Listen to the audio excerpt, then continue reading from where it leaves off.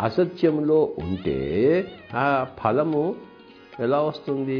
సత్యంలో ఉంటేనే ఫలము వస్తుంది. సత్యమే జయము సాధిస్తుంది.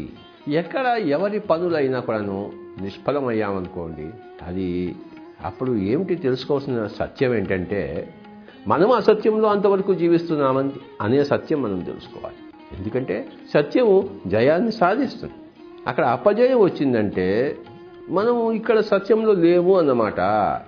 అంటే సత్యము అన్నది ట్రూత్, మన టెక్నాలజీ అన్ని విషయాలుగా వస్తుంది. ఒక సాంకేతిక పరిజ్ఞానం టెక్నాలజీ అంటే, ఒక ట్రూత్, ఒక సత్యం.